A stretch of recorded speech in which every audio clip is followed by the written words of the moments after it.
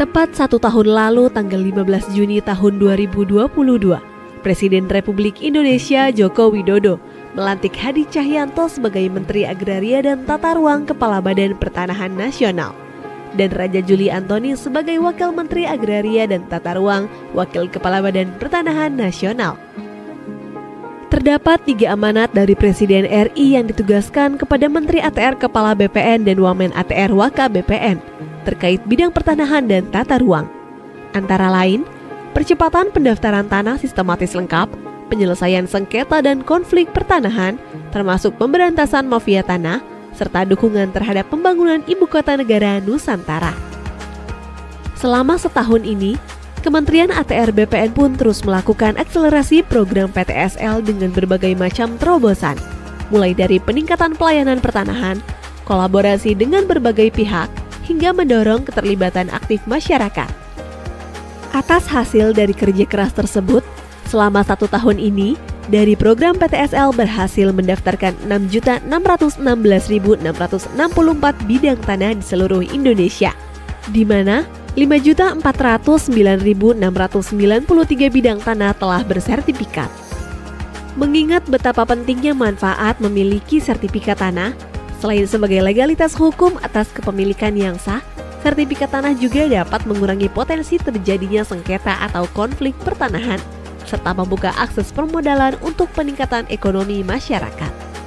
Sejak dilaksanakannya program PTSL juga telah memberikan penambahan nilai ekonomi atau ekonomi value added mencapai kurang lebih 5.574 triliun rupiah, dan 1 tahun terakhir mencapai kurang lebih 895 triliun rupiah yang berasal dari hak tanggungan, BPHTB, PPH, dan PNBP.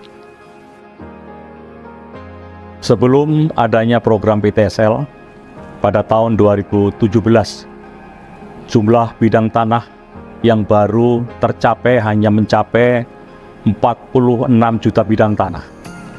Dari estimasi 126 juta bidang tanah yang ada di Indonesia. Kalau dihitung rata-rata setiap tahunnya, BPN hanya mendaftarkan 500.000 bidang tanah. Apabila pendaftaran tanah ini menggunakan metode lama, maka rakyat harus menunggu lebih kurang 160 tahun lamanya. Berkat program PTSL yang saat ini tercatat jumlah bidang tanah yang telah terdaftar sebanyak 103,1 juta bidang tanah dan 85,8 juta bidang tanah telah bersertifikat. Percepatan program PTSL dimulai dengan menggerakkan partisipasi masyarakat untuk berperan aktif dalam menyiapkan berkas pertanahan secara mandiri. Hal itu berguna untuk membantu petugas pengumpul data pertanahan. Selain itu, Kementerian ATR BPN juga aktif mengkampanyekan gerakan masyarakat pemasangan tanda batas atau gema batas untuk memudahkan petugas ukur dalam melaksanakan pengukuran tanah. Kementerian ATR BPN juga berkomitmen melegalisasi tanah wakaf dan rumah ibadah melalui Gerakan Nasional Sertifikasi Rumah Ibadah dan Pesantren, agar aset tersebut terhindar dari potensi hilang, terkena sengketa atau konflik. Konkretnya, Kementerian ATR BPN telah membuat nota kesepahaman dengan berbagai organisasi keagamaan untuk memudahkan sertifikasi tanah wakaf dan rumah ibadah, sehingga umat beragama dapat melaksanakan kegiatan keagamaan secara aman dan damai. Selama setahun ini, Kementerian ATR BPN telah berhasil mensertifikasi 36.149 bidang tanah wakaf dan rumah ibadah seperti masjid, gereja, vihara, dan rumah ibadah lainnya. Jumlah ini meningkat dari tahun sebelumnya yang mencapai 25.140 bidang tanah di tahun 2021 dan 13.858 bidang tanah di tahun 2020. Kami, Kementerian ATR BPN, memiliki komitmen untuk mensertifikasi rumah ibadah apapun di mana nama Tuhan diagungkan tanpa terkecuali dan tanpa diskriminasi. Kementerian ATR BPN juga mendorong percepatan sertifikasi aset-aset BMN, BMD, BUMN, dan BUMD. Hal ini dilakukan sebagai mitigasi penyalahgunaan aset yang dapat mengakibatkan kerugian keuangan negara. Dalam 1 tahun, Kementerian ATR BPN telah menyelamatkan aset-aset negara melalui program sertifikasi tanah-tanah aset dengan estimasi nilai mencapai kurang lebih 643,9 triliun rupiah.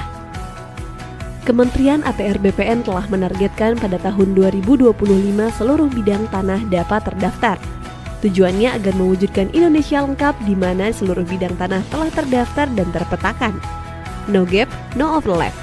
Dimulai tahun ini, Kementerian ATR BPN telah berhasil melahirkan kota dan kabupaten lengkap, di antaranya Kota Denpasar, Kota Bontang, Kota Madiun, Kota Tegal, Kota Surakarta, Kota Yogyakarta, Kota Administrasi Jakarta Pusat, Kabupaten Badung, Kota Administrasi Jakarta Utara, dan Kota Administrasi Jakarta Barat. Ada sedikit cerita pengalaman saya saat melakukan kunjungan kerja turun ke lapangan di awal menjabat. Banyak sekali keluhan yang saya dengar langsung dari masyarakat terkait mahalnya biaya pelayanan pertanahan. Setelah dilakukan pengecekan, ternyata salah satu penyebab mahalnya biaya karena masyarakat tidak dapat mengurus sendiri permohonannya. Jadi terpaksa diwakilkan karena sibuk bekerja.